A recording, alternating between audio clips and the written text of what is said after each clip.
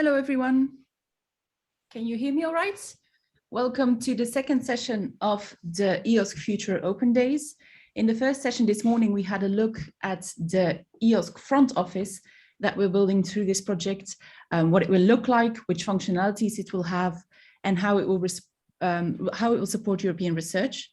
And in this next session, it's research that we're diving into a bit deeper, with a focus on the science projects that are part of EOSC Future. And to present these to you, we have Christos Arvanitidis, who is the CEO of LifeWatch ERIC. And in this project, he's coordinating science projects that will, on the one hand, trial some of the functionalities in EOSC and see how they would work in an actual research context, but are also helping to build EOSC and helping to elaborate on EOSC. So Christos, the floor is yours. Thank you, Alex. I'll try to make it as easy for the people to follow as possible. Let me put it on that you all can see my screen. Alex, can you confirm that the screen is in the right mode? We can see it. Yeah, thanks. So how science benefits from EOSC?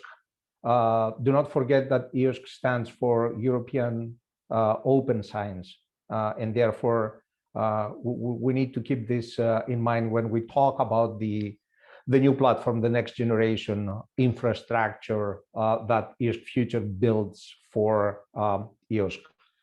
Before we go to the initial statements, by which I would like, to introduce the issue to our community today. Please keep in mind that some things that are that have a degree of difficulty when we deal with them, and one of those is the communities, the perception of the people that work with us, that work within EOSC. The way that they perform and carry out every day their research activities, and how we can map their needs with the development of the EOSC platform. So I'll start from these initial statements, and the first one is that big science cannot happen without substantial infrastructure. Well, when we talk about big science, we mean primarily that science that is based on big data, and therefore we need at least some kind of infrastructure to store them, to manage them effectively, but also some kind of infrastructure that ensures that our analytical services, in order to analyze that data and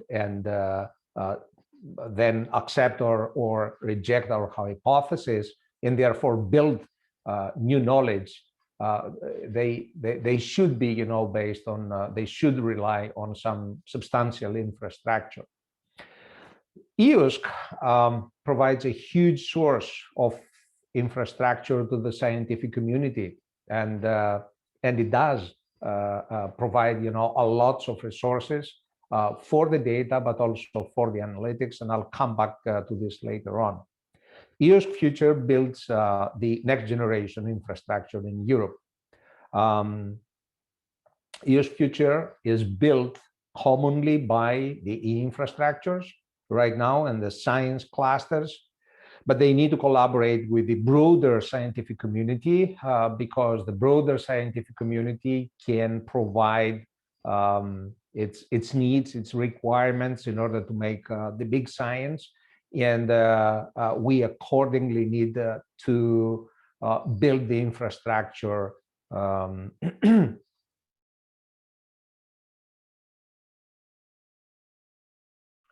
a collaboration between at least three kinds of partners, and this is not always easy. EOSC Future is an example of investment in multidisciplinary and cross-domain research platform.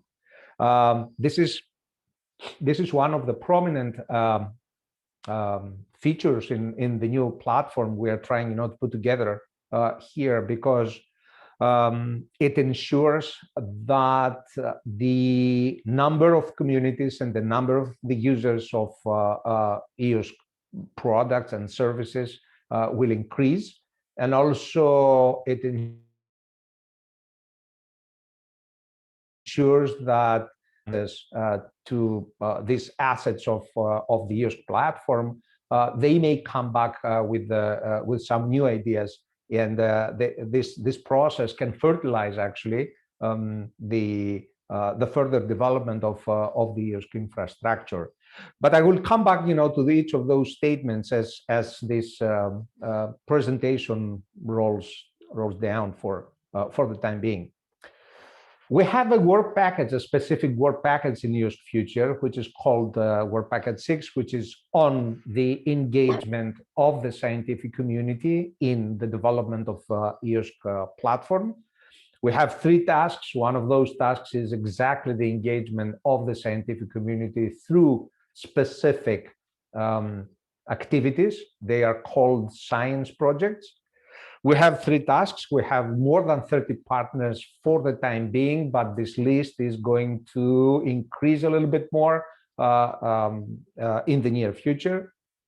We have a huge amount of person months and a substantial budget for carrying out this work package. We have 3 main deliverables that are repeated from at the times, and also 7 milestones likewise. The challenges we face is that, first of all, Work Package 6 is the primary space where the science clusters and the infrastructures join forces. And by joining forces, we mean that they both have a certain type of assets, being, data, being storage volume, being HPC or any other type of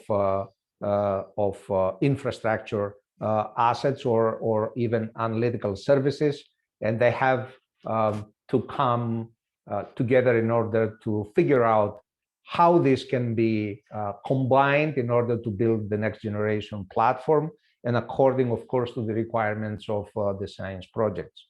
But since we have 3 parties in this play, I repeat, we have the infrastructures, the science clusters, but also the scientific communities, and they have different approaches to attack a problem and to provide solutions to a problem. We have also different languages by which these communities, these parties communicate, communicate within their members, but communicate to other parties as well.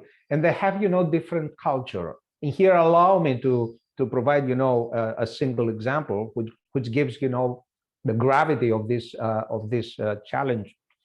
When a scientist deals with a problem, she or he also tries to find some kind of preliminary data and try to find trends and changes on those trends, and they normally build a hypothesis, and then they try to collect data and also to perform analysis on those data, and then they come up with either a rejection or an acceptance of their hypothesis. That's the way scientists, I'm a scientist as well, we work. On the other side, here has another type of attacking a problem. Normally, they are trying, to take the best benefit of something which is already there and exists and works perfectly, and therefore they try, to think how to modify this component and how to make it suitable in order to solve the problem. So it's already a huge difference in the approach, and we need, to come together. But also, as I said, before, we have different languages, and we need to explain to each other to the highest degree of detail. What do we mean by saying this or that? that's also, an exercise that draws, quite a lot of the courage we have, when we discuss, these matters. And in between, we have also the requirements from the scientific communities. Sometimes these requirements can be addressed, but sometimes, these requirements are even surreal or unrealistic, for the current situation, the current capacity we have, and the current infrastructure. Then we have another challenge, which is also gives us a huge potential through the integration of our activities, because this kind of integration is something like, we put together what we have and we try, to make something out of it, which has another set of features, and by these features we can attack and address the requirements of a problem. But that gives us the opportunity at the same time to find out, some common interfaces that they offer us, a space for collaboration, and we call them trading zones. And these trading zones are the most fertile spaces for further development of science and innovation and technological development as well. The mechanism by which we are trying to build the infrastructure within EOSC Future project includes the science projects. These science projects have been built with the logic of developing an infrastructure suitable for multidisciplinary and also cross-domain research. And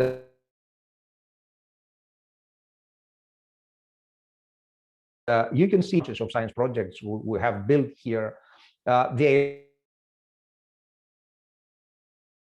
are between the big science clusters.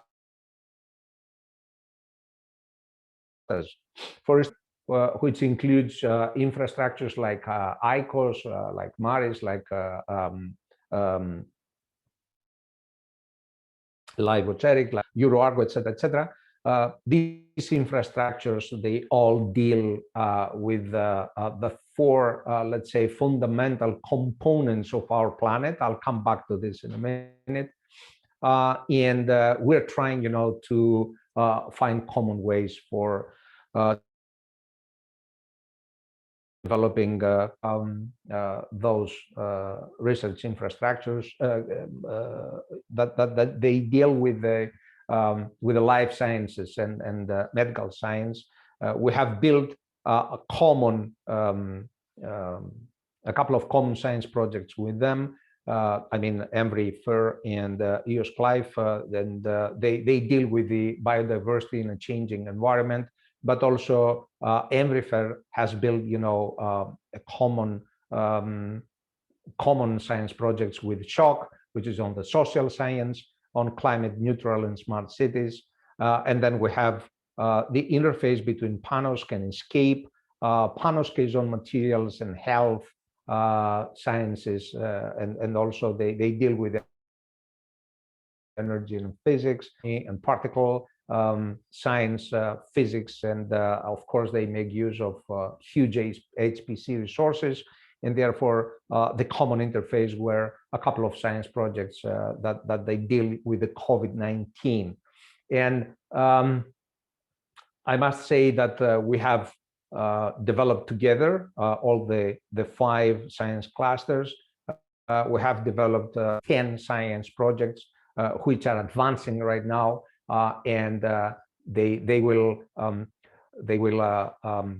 make the flagship activity in the EOSC Future project for the development of the next generation infrastructure, another platform.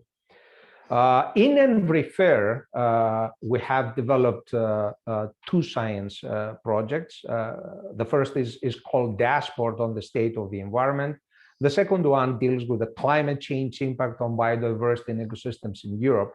And we have picked up, just a single topic, a single major driver, which is the non-indigenous invasive species in European ecosystems. But of course, this is, a single major driver, and that we are going to deal only with this driver because there are other major drivers that they have, to do with the econ of the planet. For instance, aquaculture, for instance, the sailing, the sailboating activities, or the trading, the maritime traffic, and they all are involved in the spread of non-indigenous invasive species in the European waters.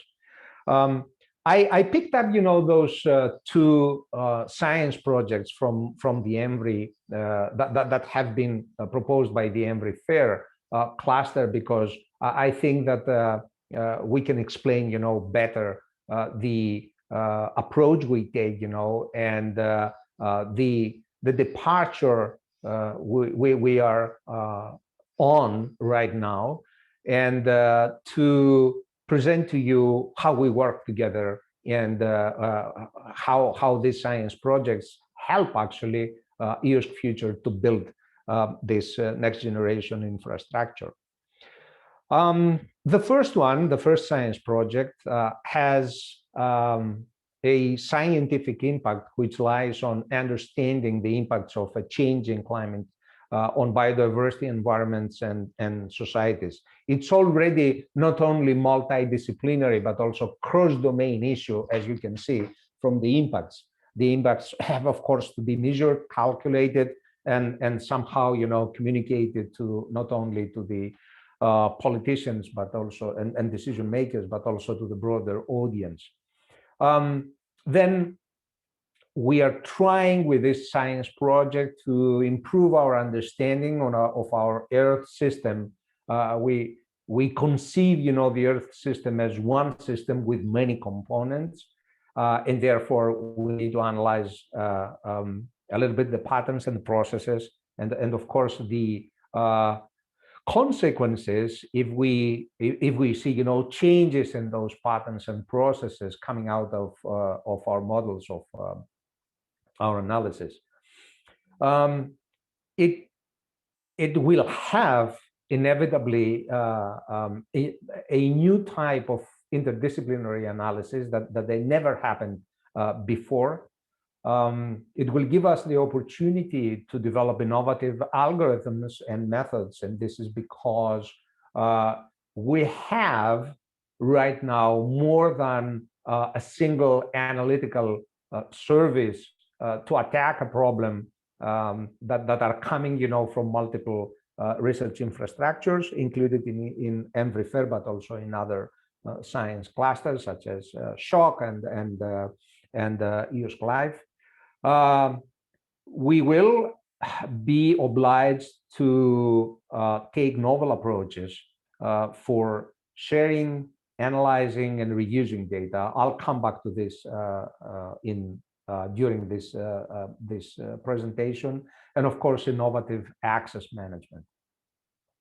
There is also, apart from the scientific impact, the first science project in ENVRI FAIR has a technical impact, and this means that we need, to provide an infrastructure that ensures continuous and trusted working environment.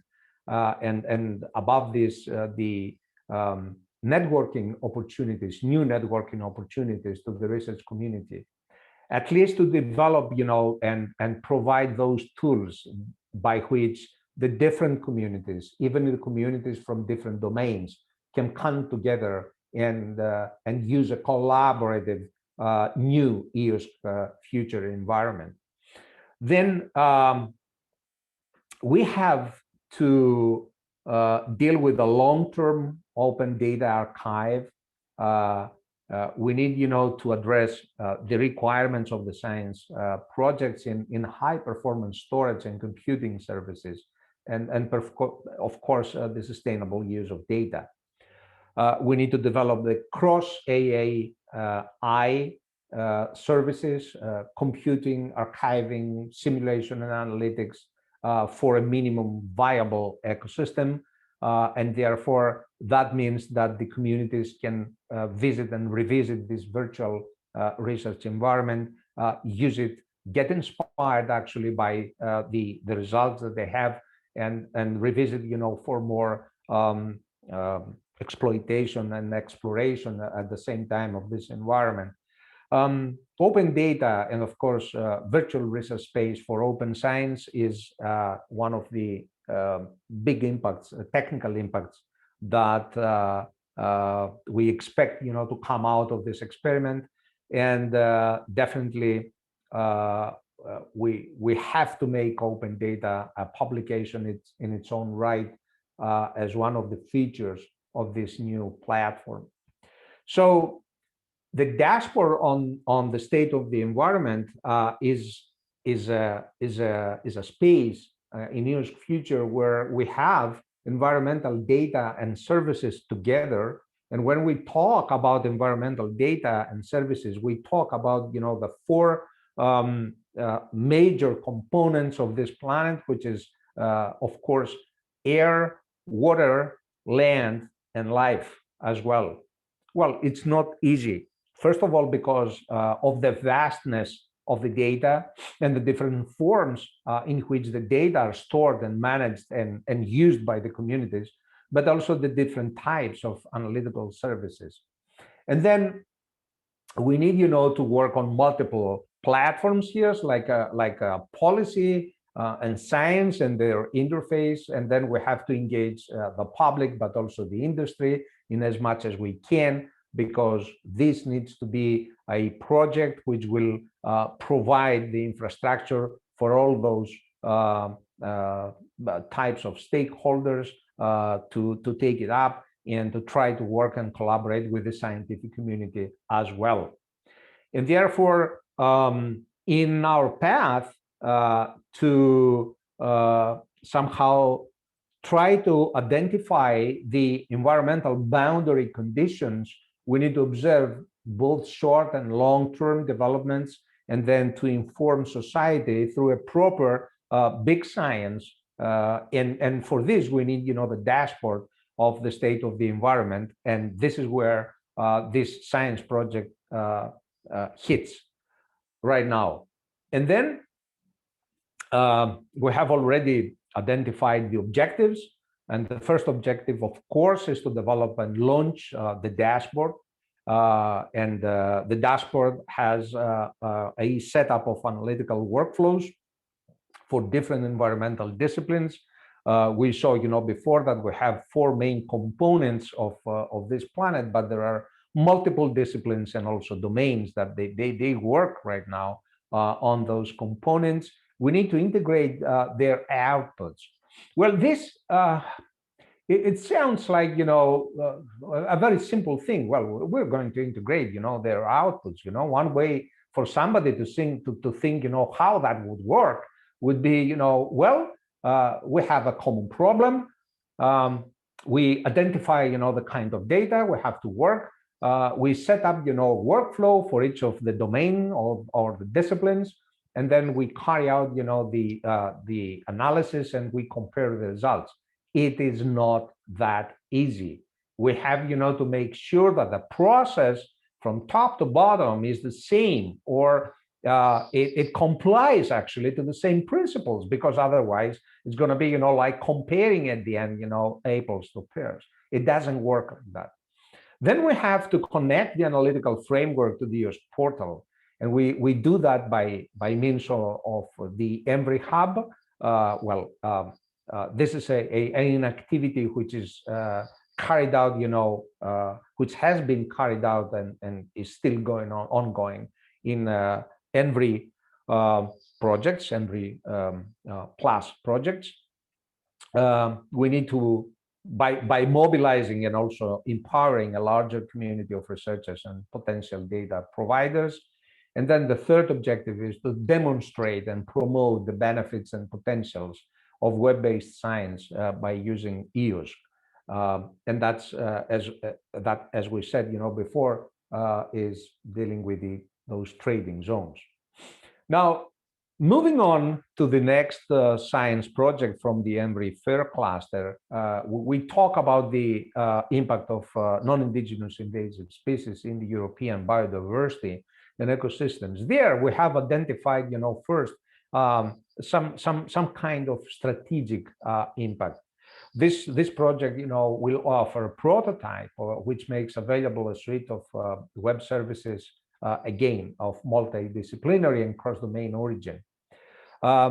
This project also engages a vast scientific community working on the impacts of major drivers on the marine biodiversity and ecosystems. And they do this kind of work in the EOSC ecosystem of data and services and other assets. We are trying to provide new services which will be integrated to the EOSC portal, and this integration needs to follow specific rules of procedure, rules of engagement, if you prefer.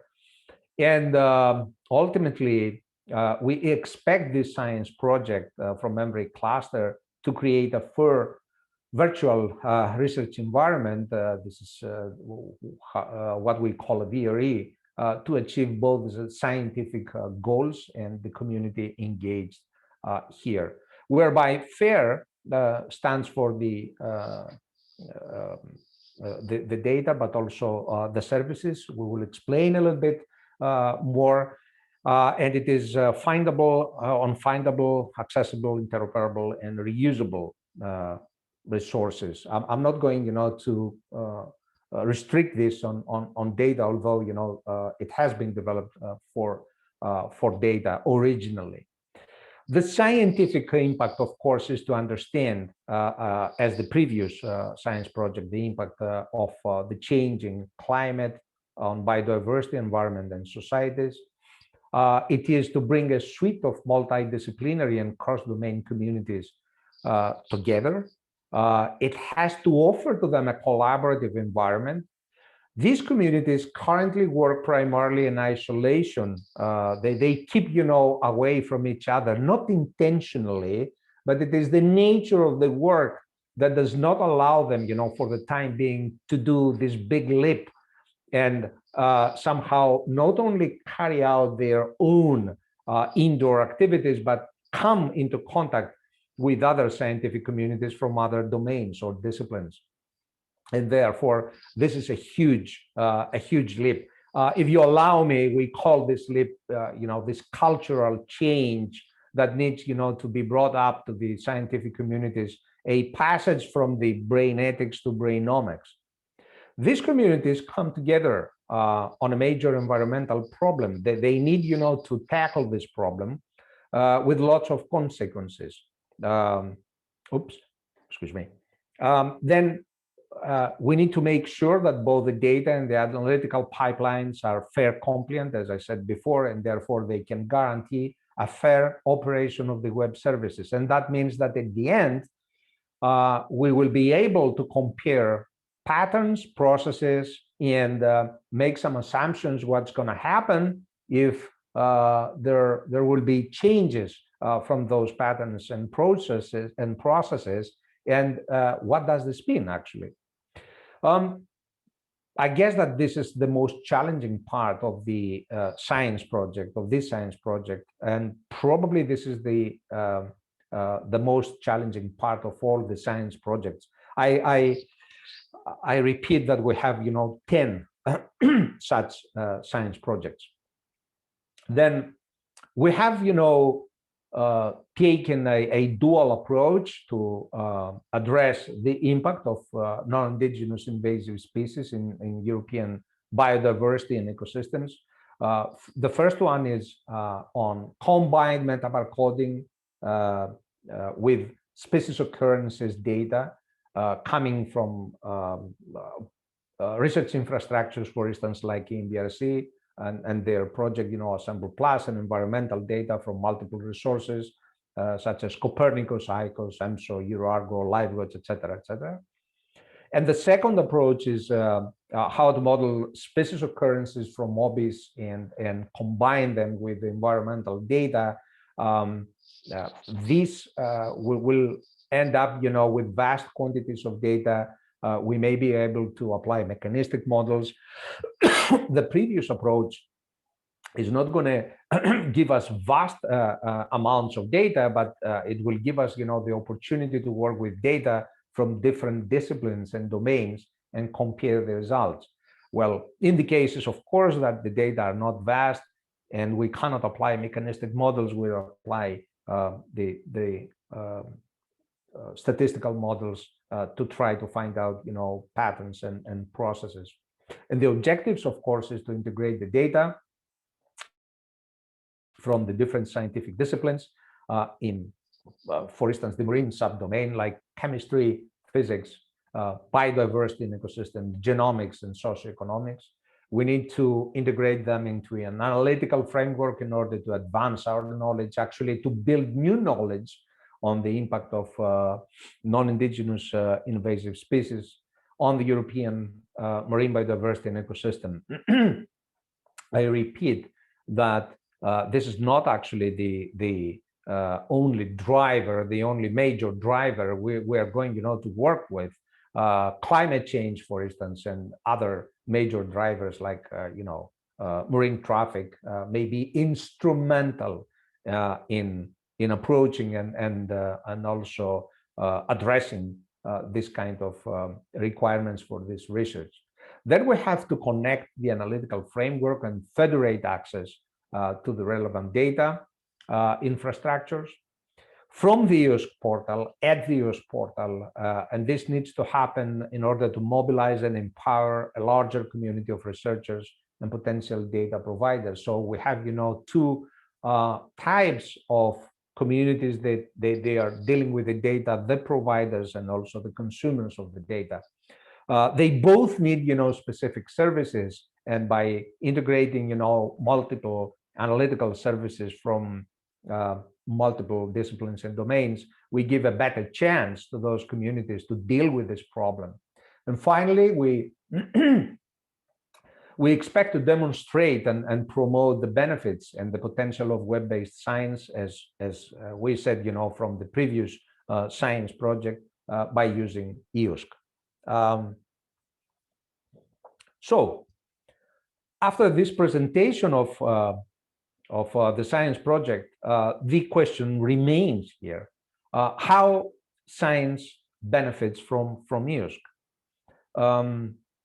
First of all, science is here involved in the development of the next generation infrastructure. It's not a separate part of EOSC infrastructure, but it is a vital partner in this process, because they bring, their own capabilities, and also they mobilize their own communities towards a huge experiment in this project. Then they benefit, science benefits from open access, and that means fair data. And again, that data are these sets of data are coming from multiple domains. They benefit from reproducible analytics, but again, we have, analytical web services coming from multiple disciplines and domains. Plus, we have an extra glue layer, a kind of composability layer, by which these services can communicate to each other, and they can be combined by the users in order to develop their own workflows in the virtual research environment that is offered by the EOSC next generation infrastructure. So what? So the opportunity here and the huge potential is to find, a user from the scientific community type A, who is going, to compose a workflow with web services, not only coming from her or his domain, but also from other domains. And this mingling of the collaborative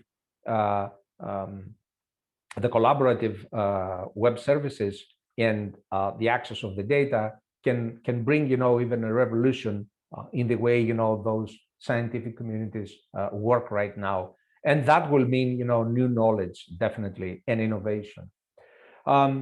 Also, science is benefiting by being in the EOSC from mobilizing its members, and that's the scientific communities, as we said, and we said that there's a huge potential from this collaborative environment.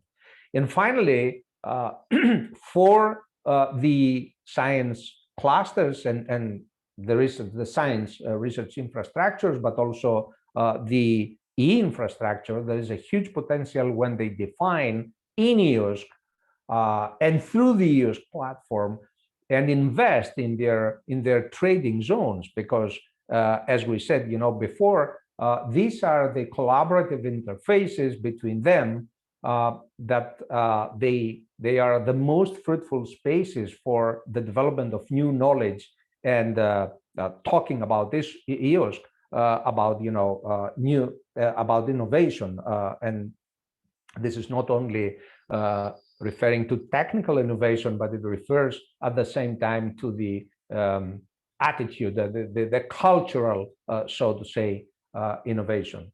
And I would like to close this presentation by just promoting this idea, the trading zones between the science clusters, the infrastructures, and the mobilization of their communities. Thank you for this kind invitation, and I'm right here available for your questions and comments, and that's it.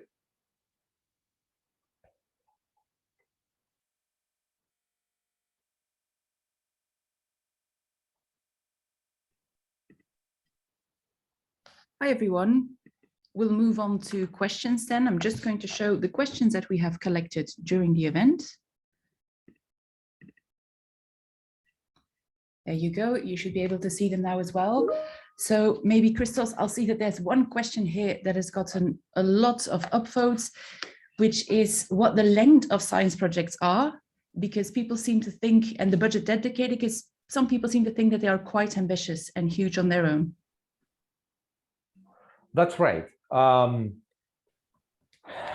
length, if we're talking about time, it's pretty much like 20 months. Although we started the process from day one, or even from the preparation of this proposal, the implementation period will take, the last 20 months of the project. It will start from calling the scientific communities, but also, the research infrastructures to bring together their vital assets for dealing with these questions, the big science projects, and then progressively, as a platform is developed, they will call up their scientific communities to come and collaborate with each other. Then the budget varies actually, and it can be, from several hundreds of thousands of euros till a little bit more than $1 million, if I remember well. Yes, they are huge projects, not actually budget-wise, but what they bring, as a change to the current landscape of the different science clusters and also the infrastructures. We cannot see them, as a kind of a restricted component in EOSC. It is a vital component, but there are, huge technical challenges on the other side that allow will allow those science projects to be implemented. I'm not sure if I reply, 100% to this question. I hope I do, but I'm right here, if somebody wants, to make some more deep analysis of this. If there's a follow-up question to that, don't hesitate to still post it in Slido, and then we can go back to it. I think maybe in the meantime, Christos, the question that got the second most votes is whether there's the risk of there being any competition for resources among the science clusters, and whether these clusters are harmonized with current policy priorities. yes, allow me to start from the fact that it's unthinkable for someone, to conceive that, there is no competition between the different science clusters and the different priorities. There are definitely, domains in science which are more advanced than the other ones. And at the same time, they give, the tone and the rhythm by which, the science in other domains can be evolved, so to say. But specifically in this project, it is not the competition that prevails. It is the collaboration, because first of all, we need, to come together and address major societal issues like problems. For instance, we said, about the dashboard on the environment and the impact, of the non-indigenous invasive species. But also they need, to build a platform which will be which will set the foundations of the next generation EOSC infrastructure, and in which whatever the science clusters have, assets like the data, like the analytical web services, their communities as well, they need to be integrated. They need, to come together and collaborate. And ultimately, this refers, to these trading zones by which these infrastructures, I mean, the research infrastructures, but also the infrastructures, they build a common future for their communities. So finally, it is the collaboration here which is the prevailing force rather than the competition.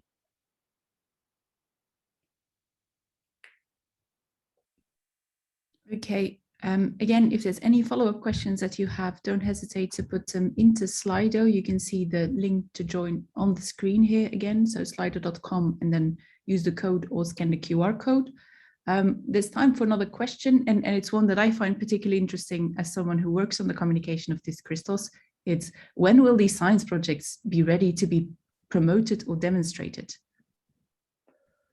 Right now, we are at the final stage of submitting the templates by which we explain to EOSC Future community what the science projects will do and how they will do, what they bring as research infrastructures to EOSC environment, and what kind of requirements they have from the next generation infrastructure from EOSC. So this is clear. As soon as these templates will be submitted, then we will start, a huge promotion of the science projects to the broader community, so that not only the communities which are somehow attached to research infrastructure are aware of what is going on in EOSC Future, but also the broader scientific community, because there is also a provision, for small grants for this kind of community to come up, with small proposals and try, to find their way to be integrated in EOSC platform and their requirements to be addressed by the EOSC platform. However, as we all know very well, the outcome of such a science project is the new knowledge, which is based, which is evidence-based, right? And this to happen, it needs the platform for the data in the analytical services, and the final outcome is the publications of the results. Of course, we aim, for scientific documents that they describe the whole process and the findings of these experiments. But this will happen, only by the end of the project, and that means practically in some 20+ months.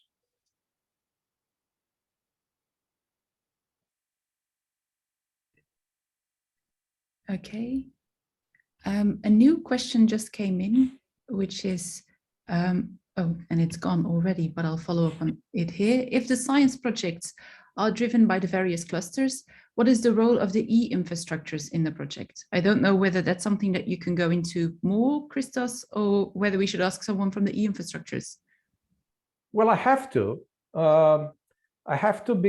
Because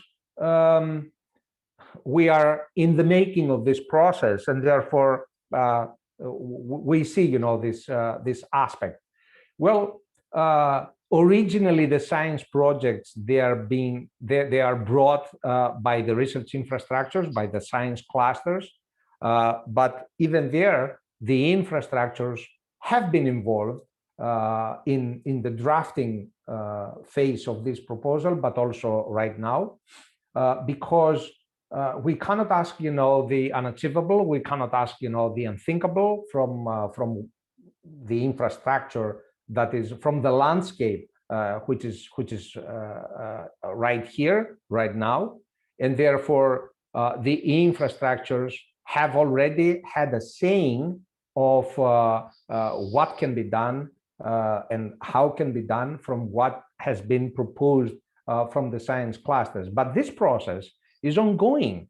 I mean, once the templates are delivered to the project, then of course the infrastructures will take care, you know, of the various components, and most importantly, they have, you know, a huge role in developing this glue layer I was talking about, you know, a minute ago, which is you know, to make sure that all the web services and the other assets from the research infrastructures can be integrated into an EOSC infrastructure, and can give actually innovative opportunities and a huge potential, you know, for collaboration to their communities. Therefore, there is still a lot of space for the infrastructures to be involved. They have been in the past, they are right now, and they will be continuously involved in this process. Also, in order to accelerate the whole process, some of the science clusters have already informed the infrastructures what kind of assets they bring, you know, to your platform, and the infrastructures are together working in order to find out, you know, ways for achieving this integration. Again, I repeat that we need, you know, to solve this very difficult equation of what is desirable and what is achievable under the current landscape, but also the new opportunities this EOSC Future project brings to both of them.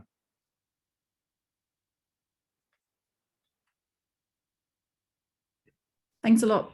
That made everything a lot clearer, I think. Maybe we have time for more questions. So someone asked whether there's any projects that show interdisciplinary examples with social sciences. And I think that there are, right, Christos? Yes, that's right.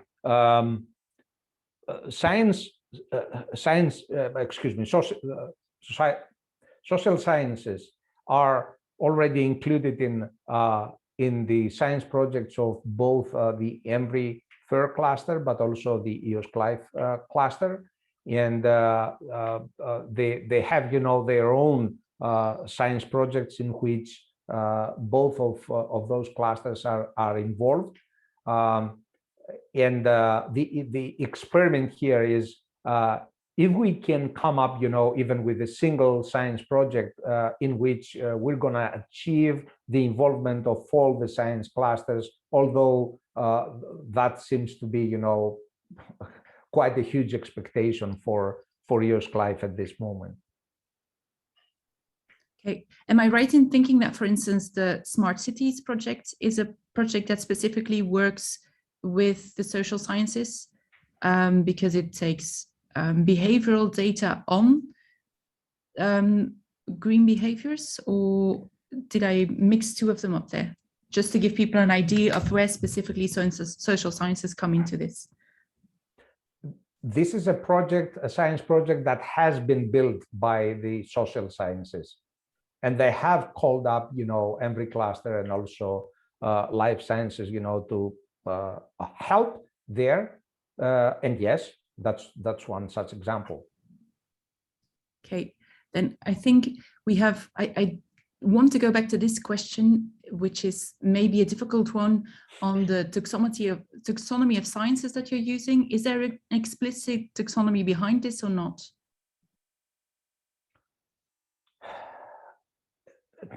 In the proposal phase, we haven't made any deepening on this. However, when it comes to data and analytical services, definitely we use, vocabulary to annotate them to try to, to help the integration, and this has been based, in previous projects like the EOSC Enhance, perhaps EOSC Hub as well, and therefore it is an ongoing process. But we are not a foundation which offers, this kind of taxonomy.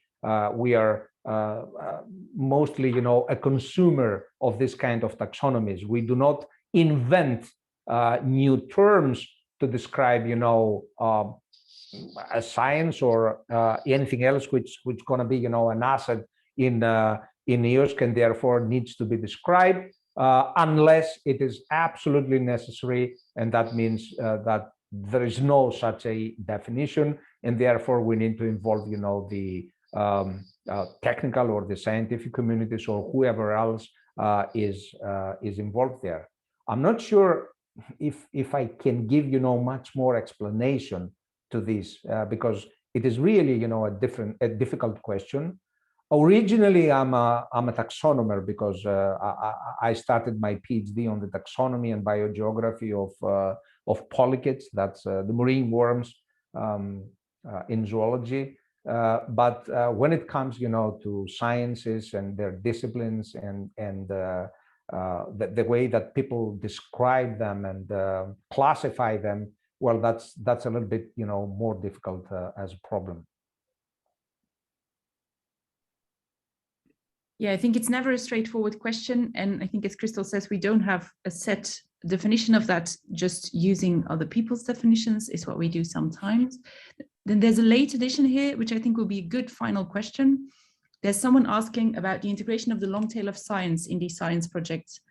Can you tell us a bit more about that, Christos, just to wrap up?